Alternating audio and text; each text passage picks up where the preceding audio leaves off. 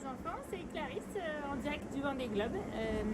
J'approche aujourd'hui de l'Australie, donc c'est une chouette nouvelle. J'espère passer le deuxième cap de ce Vendée Globe, qui est un cap situé au sud-ouest de l'Australie, qui s'appelle le cap Lewin, d'ici quelques jours. Donc je suis impatiente et ce serait une très belle étape de franchie. Donc pour répondre à vos questions, déjà il y en a une, c'est comment faire pour éviter les animaux marins et les icebergs et les autres ovnis. Alors il y a trois choses.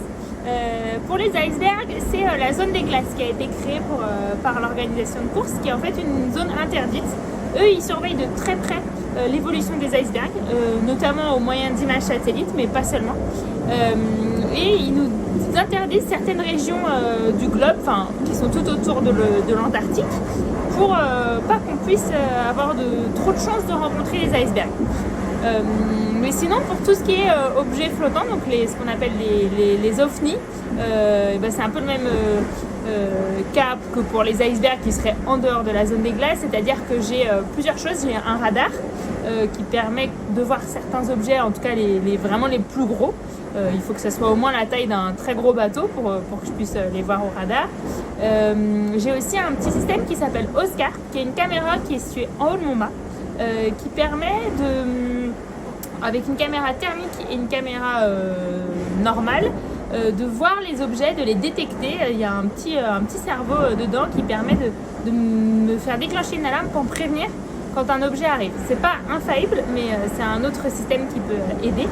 Et enfin, la troisième chose, c'est par rapport aux animaux marins.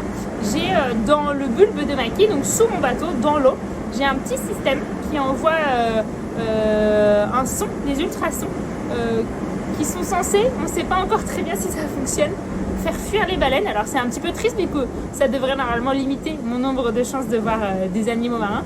Mais c'est censé prévenir les baleines de mon arrivée et pour faire en sorte que je ne puisse pas m'en prendre une, parce que malheureusement ce sont des choses qui arrivent quand on est en mer. C'est quelque chose qui est assez triste parce que déjà potentiellement on va tuer une baleine, ça c'est clairement le plus grave, et ensuite souvent ça fait des gros dégâts sur les bateaux. Donc voilà, j'ai ces trois choses là, mais malheureusement tout ça c'est un peu la roulette russe, donc il faut surtout avoir un petit peu de chance. C'est vrai que ça approche, là c'est dans pas longtemps, je crois que l'équipe et ma famille et mes amis m'ont prévu des petites surprises dans mon sac de nourriture, et donc j'ai hâte de découvrir tout ça. Mais c'est vrai que je vais être toute seule, ça va être la première fois de ma vie que je vais passer les fêtes toute seule. Mais bon, moi c'est une solitude que j'ai choisie, donc j'ai surtout une pensée pour les gens qui sont seuls et qui ne l'ont pas choisie. Ça n'a rien à voir. Moi j'ai la chance d'avoir beaucoup de monde qui pense à moi, et donc je suis vraiment pas à plaindre, et j'ai hâte de voir un peu les surprises que je vais pouvoir découvrir le jour J. Comment est-ce que j'aborde les fameux 40e rugissants ? J'y suis depuis un bout de temps, dans les mers du Sud. En fait, les 40e rugissants, c'est la zone dans laquelle j'évolue en ce moment, donc c'est-à-dire dans les contrées les plus sud de nos océans. C'est une découverte de tous les jours, c'est varié, il n'y a pas de jour où c'est pareil, et pour l'instant j'ai eu de la chance, j'ai pas eu de grosses tempêtes, donc on verra dans le Pacifique si j'ai cette chance là aussi. Mais c'est vrai que la houle, la forme de la mer dans cette zone de la planète est parfois très impressionnante, et j'avais encore jamais vu ça ailleurs.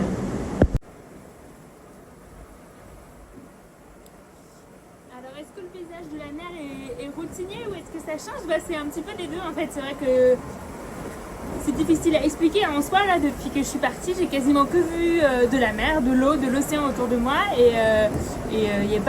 c'est un tour du monde un peu particulier. Le paysage, c'est tout le temps de l'eau, mais on apprend à apprécier d'autres choses, et c'est vrai que la mer, elle n'est jamais deux fois de la même couleur. Il y a toujours des nuages qui changent en fonction de la force du vent. Ça n'a pas du tout le même visage.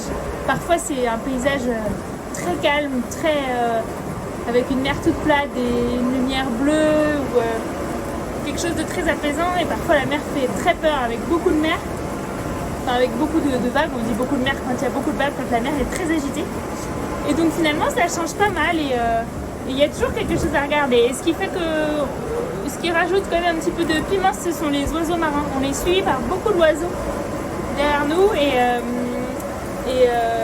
ça fait toujours quelque chose à regarder. Ça, c'est sympa.